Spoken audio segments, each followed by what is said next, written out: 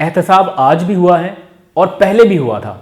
मैं थोड़ा सा रिकॉल करा देता हूं आपको। जुमेरात 30 मई 2019 लेफ्टिनेंट जनरल समेत 3 आला फौजी और सिविल अफसरान को army chief general Qamar Javed Bajwa की जानिब से सजा सुनाई गई, तौसीक की गई उनकी सजा में। कड़ा एहतसाब हुआ। आपके जिनको भी सजाएं हुई हैं सब के सब आज जमानत पर रिहा हैं। जिसकी वजह से ये सारा कुछ हुआ, कैप्टन सफदर वो भी आज जमानत पर रहा है। बिस्मिल्लाहिर्रहमानिर्रहीम, अस्सलाम वालेकुम। मैं हूं अब्दुल कादिर और आप देख रहे हैं आपका अपना यूट्यूब चैनल। आज तारीख है 10 नवंबर और दिन है मंगल का। अब से कुछ देर पहले वज़ीर-ए-आज़म इमरान खान की ज़ेर सदारत वफाकी काबीना का अहम इजलास ख़त्म हुआ और कुछ एजेंडा आइटम्स पर बहुत ही ज़बरदस्त प्रोसीडिंग हुई। मैंने सोचा था कि आज कैबिनेट इनसाइट्स आपके साथ शेयर करूंगा क्योंकि कुछ अच्छी खबरें थीं, लेकिन कुछ देर पहले चूँकि एक अहम डेवलपमेंट हो चुकी है और कौमी और सोशल मीडिया का नैरेटिव सारा उस तरफ शिफ्ट हुआ है, तो आज हम भी इसी मौजू के ऊपर थोड़ी सी बात करेंगे और कुछ अहम सवालात आज उठाने हैं, ख़ास तौर पर इस निज़ाम इंसाफ से, कानून की हुक्मरानी से, सिंध हुकूमत से, बिलावल से, नवाज शरीफ से और सहाफ़ी कामरान खान से भी। कुछ सवालात थे जो पिछले कई दिनों से मेरे माइंड में चल रहे थे, उनके जवाब अभी तक नहीं मिले, लेकिन आज आपके सामने रखूंगा कि शायद कुछ मदद मिल सके। इसके साथ साथ मुस्लिम लीग नून को गिलगित बल्तिस्तान में मरीम नवाज़ की मौजूदगी में एक बड़ा धचका पहुंचा है, इस पर भी बात होगी। और परसों के व्लॉग में मैंने आपको बताया था कि मुराद सईद गिलगित बल्तिस्तान नहीं जाएंगे क्योंकि पार्टी की सतह पर यह डिसीजन था, लेकिन वो चले गए। और आप में से बहुत से लोगों ने कमेंट सेक्शन में पूछा कि आपने तो कहा था नहीं जाएंगे लेकिन वो चले गए, ऐसा क्या हुआ। आज एक और स्क्रीनशॉट उनका लीक कर देना है क्योंकि क्रेडिबिलिटी पे बात आ गई। आप लोग बार बार पूछ रहे हैं तो एंड पे इसका भी जवाब दूंगा कि आखिर क्यों गए, क्या हुआ। लेकिन सबसे पहले अहम मौजू पर बात करेंगे। Army chief general Qamar Javed Bajwa ने जो वादा किया था वो पूरा कर दिया और इसका जो आउटकम निकला है ये कोई बहुत अच्छी बात नहीं है, कोई बड़ी खुशखबरी नहीं है, लेकिन एक हौसला अफजा बात ज़रूर है कि एटलीस्ट हम इस बारे में बात कर पा रहे हैं। ये इंक्वायरी रिपोर्ट जो आज पब्लिक हुई है, अमूमन ऐसी रिपोर्ट्स पब्लिक नहीं होती।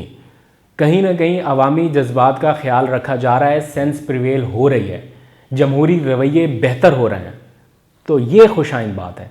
लेकिन जो आउटकम निकला है इस पर बात करने से पहले थोड़ा सा बैकग्राउंड उन लोगों के लिए जिन्होंने रिसेंट ट्यून इन किया है या आज की खबरें अभी तक नहीं देखी हैं उनके लिए, कि कराची का जो वाक़या हुआ था कैप्टन सफदर की गिरफ्तारी के बाद army chief general Qamar Javed Bajwa ने उसकी इंक्वायरी कराने का ऐलान किया था क्योंकि बिलावल की जानिब से ये मुतालबा दोहराया गया था।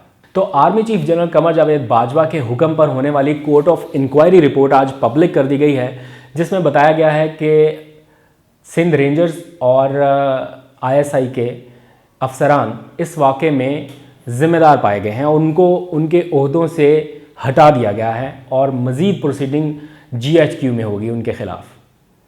सवाल आज कुछ उठाने हैं कि क्या ये सारा एहतसाब का अमल सिर्फ फ़ौज में होगा, वो मरकज़ी किरदार कहाँ पर हैं जिनकी वजह से ये सारा कुछ इनिशिएट हुआ। बताया गया है इस इंक्वायरी रिपोर्ट में कि जो वाक़या हुआ मज़ार कायद पे बेहुरमती का, उसके बाद अवामी रद्दअमल इतना शदीद था और सिंध की जो पुलिस थी उसका रद्दअमल उतना ही सुस्त था, जिसकी वजह से जो अफसरान थे उन्होंने अपने तौर पर हद से तजावुज़ करते हुए कार्रवाई की, जो कि सीनियर अफसरान को नहीं करनी चाहिए थी। वो इस मामले को बेहतर तौर पर भी हैंडल कर सकते थे लेकिन नहीं कर सके, तो ज़िम्मेदारान को उनके ओहदों से हटा दिया गया है और जो मज़ीद उनके खिलाफ कार्रवाई होनी है महकमाना, वो GHQ में और मुतलका इदारों में होगी। एक लाउड एंड क्लियर मैसेज दोबारा से दिया गया है कि no one is above the law.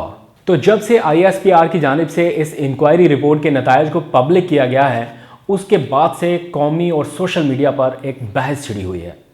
उंगलियां सारी एक ही इदारे की तरफ उठ रही हैं कि देखें जी वो नैरेटिव सच साबित हो गया, जो कह रहे थे वही हुआ, जो बताया जा रहा था असल में वही था। लेकिन तस्वीर का एक और रुख भी है। आज कुछ सवालात हमने आपके सामने रखने हैं। क्या एहतसाब सिर्फ एक इदारे का होना है या और भी कुछ लोग इस एहतसाब के शिकंजे में आएंगे?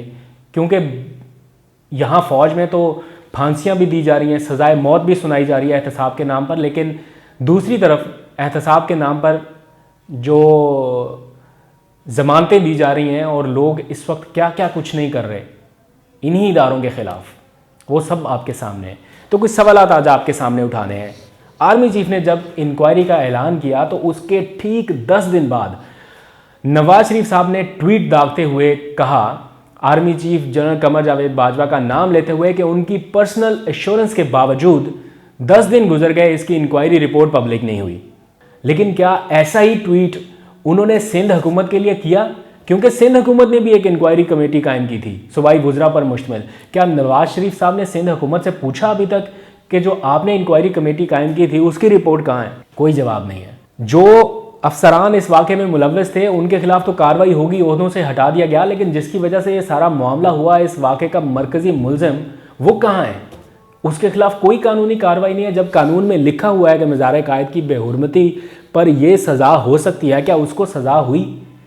पुलिस ने रिवायती सुस्ती का मुजाहरा क्यों किया जब एफआईआर दर्ज हो चुकी थी? क्या किसी दूसरे सूबे से आया हुआ शख्स या मेहमान कानून से बालातर है जो आप कैप्टन सफदर साहब को गिरफ्तार नहीं कर सके और ये सारा ड्रामा क्रिएट किया गया? इज्तिमाई इस्तीफ़ों का जो मामला था उसका ड्राफ्ट किसने बनाया? क्या सारा एहतसाब सिर्फ एक इदारे में होना है? पुलिस का कोई एहतसाब नहीं होना? ये जो इज्तिमाई इस्तीफ़े दिए गए, एक ही ड्राफ्ट बनाया गया, ये किसने बना कर दिया था? ये जो बगावत की गई सूबाई हुकूमत से, जो पुलिस थी इसने छुट्टी की दरख्वास्त दी, तो ये किसके कहने पर दी? उनके खिलाफ कोई कार्रवाई होगी, कोई प्रोसीडिंग होगी? गालिबन नहीं। या ये वाला मामला भी इसी तरह दबाया जाएगा। और आखिर में मेरा सवाल है एक senior anchor person Kamran Khan से, सहाफ़त के एक तालिब इल्म की हैसियत से मैं ये जानना चाहता हूँ और ये पूछना चाहता हूँ कि जब एक इदारा हक़ाइक़ सामने लाने के लिए तैयार है, army chief general Qamar Javed Bajwa जब कह रहे हैं कि वो इस मामले की इंक्वायरी के लिए तैयार है, उधर से सूबाई हुकूमत इस मामले की इंक्वायरी चाहती है, अवाम जानना चाह रही थी उस वक्त कि क्या हक़ाइक़ थे, ये सारा कुछ क्यों हुआ, इसके मुहर्रकात जानना चाहते थे, तो आप गुमराह कुन ट्वीट्स क्यों करते रहे? क्यों आप ये चाहते थे कि हक़ाइक़ अवाम के सामने ना आ सकें? क्यों आप लोग क्लीन चिट देते हैं बार बार जानबूझ के कि अवाम गुमराह है तो होती रहे? आपने कितने ट्वीट्स किए और कहा कि ये सारा कुछ जरदारी साहब ने और उनकी शातराना चालों का नतीजा है, और उन्होंने जैसे हस्पताल से बैठ के कोई एफआईआर दर्ज करा दी थी और उन्होंने कोई गिरफ्तारी करवाई थी। बारहा कल का ट्वीट भी आप देख लीजिए, उन्होंने कहा कि नवाज शरीफ साहब आप ये ट्वीट डिलीट कर दीजिए, ये सारा कुछ उधर से कराया गया। लेकिन द थिंग इज़ दिस कि जहाँ से भी हुआ कोई अच्छी खबर नहीं है, जो आउटकम आया ये कोई बहुत अच्छा नहीं है, लेकिन हौसला अफजा मैं इसलिए कह रहा हूँ कि एटलीस्ट हक़ाइक़ हमारे सामने आ रहे हैं और हमें पता चल रहा है कि कौन लोग थे जो हमको हकीकत से दूर रखना चाह रहे थे। कामरान खान साहब की दर्जनों ट्वीट्स हैं जो उन्होंने इन दिनों में की हैं, क्यों की? क्या वो नहीं चाहते थे कि हक़ाइक़ अवाम के सामने आए? और अब बात करते हैं गिलगित बल्तिस्तान में मुस्लिम लीग नून को मरियम नवाज़ की मौजूदगी में पहुँचने वाले अहम धचके की। जो बयानिया कौमी सतह पर इदारों के ख़िलाफ़ अपनाया जा रहा है मुस्लिम लीग नून की जानिब से, उसको कौमी सतह पर पजीराई नहीं मिल रही। पहले एक सूबे की क़यादत उनसे नाराज़ हुई, अलग हुई और अपनी राहें जुदा कर लीं।